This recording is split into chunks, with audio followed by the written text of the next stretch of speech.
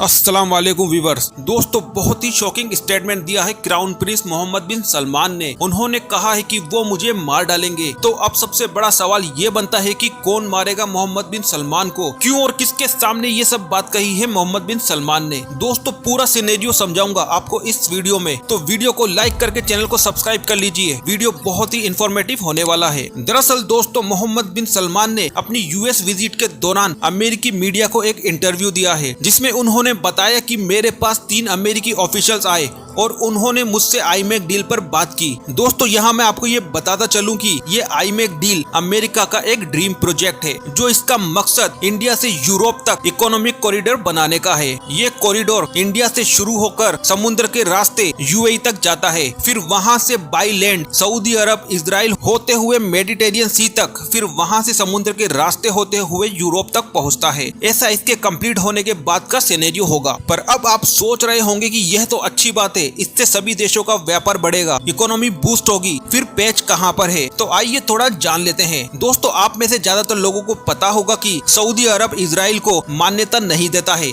मतलब Saudi Israel को कोई देश नहीं मानता है, उनमें आपस में कोई डिप्लोमेटिक रिलेशंस भी नहीं है। इसी आईमेक डील की वजह से अमेरिका सऊदी अरब पर भारी प्रेशर डाल रहा है कि वो इजराइल को जल्द से जल्द एक देश के तौर पर मान्यता दे। इससे अमेरिका के एक साथ 2 मकसद पूरे हो जाएंगे। एक मकसद तो ये कि सऊदी अरब अगर इजराइल को एक स्टेट मान लेता है तो उसका बिजनेस पर्पस पूरा हो जाएगा, और दूसरा मकसद मुसलमानों का लीडर देश अगर खुद इजराइल को एक्सेप्ट कर रहा है तो बाकी के मुस्लिम देश भी, जैसे पाकिस्तान, बांग्लादेश और इंडोनेशिया, खुद ब खुद इजराइल को मान्यता दे देंगे। दोस्तों, इसी सब को लेकर सऊदी क्राउन प्रिंस मोहम्मद बिन सलमान ने ये चिंता जताई है कि अगर अमेरिका ये काम मुझसे प्रेशर में करवा भी लेता है तो उनकी जान खतरे में पड़ जाएगी। उनके खुद के देश में एक्सट्रीमिस्ट ग्रुप उनकी जान के पीछे पड़ जाएंगे। उन्होंने लिटरली हाथ जोड़कर अमेरिकी ऑफिशियल्स को कहा कि प्लीज मुझसे ऐसा मत करवाओ, मैं इजराइल को एज ए स्टेट एक्सेप्ट नहीं कर सकता हूँ। दोस्तों, वैसे सऊदी प्रिंस का डरना जायज भी है, क्योंकि पास्ट में भी ऐसा हो चुका है कि इजराइल को दुश्मन मानने वाला देश इजिप्ट ने साल 1989 में अमेरिकी राष्ट्रपति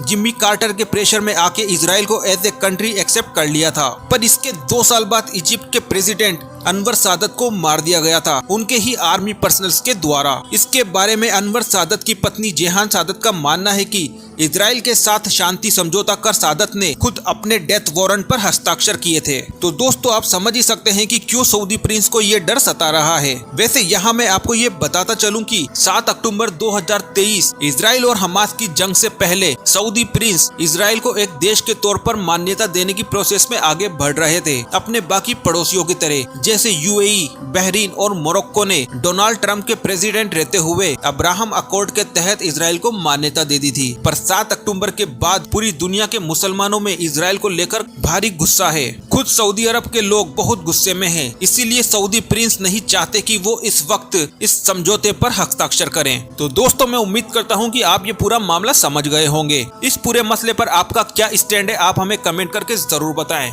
लाइक, शेयर और सब्सक्राइब किए बिना मत जाइएगा। अल्लाह हाफिज।